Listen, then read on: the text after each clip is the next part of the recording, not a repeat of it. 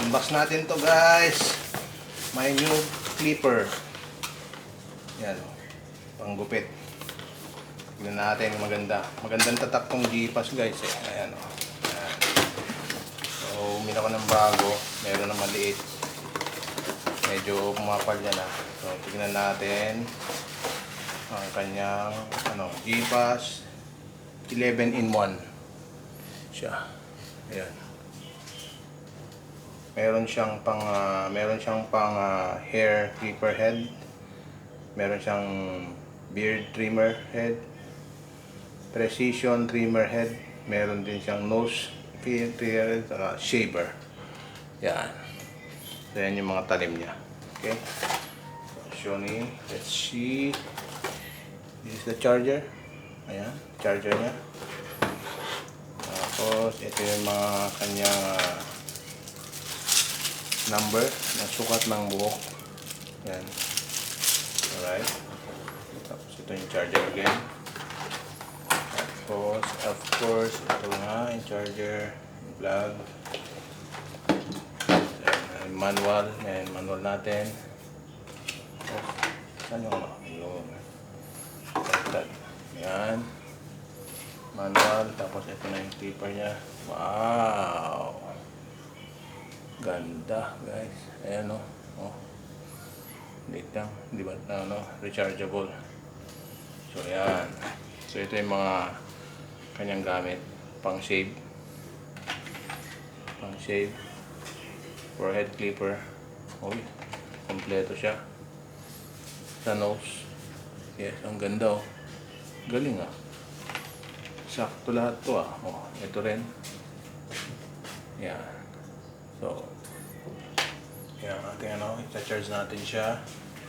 Itin charger niya ganito. Ganyan pala siya. So, ganyan ang laban niya. So, yun. So, ganyan ang charging.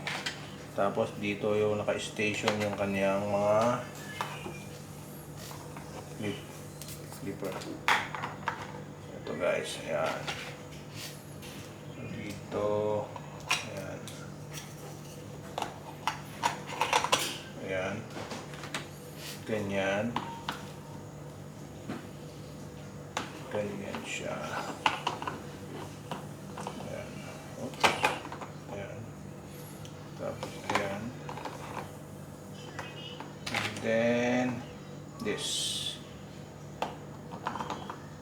Yes. Yes. Ganda. Alright. So, ganyan siya guys. Alright. Parang ito dito. Ayan. Tapos ito dito. So, ganyan ang kanyang ayos guys. Ayan. Yes. Ganda. Papalitan na natin siya. Charge na natin siya ngayon. Tingnan natin to. Mayroon din siyang numbers ng kanyang haba ng putol.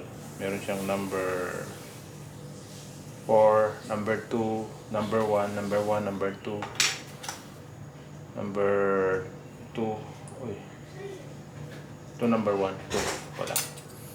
And then this is 2 rin, oh, 6, anyway, dito pala siya guys. 6, number 6, number 12, number 3, saka number 9. Yes.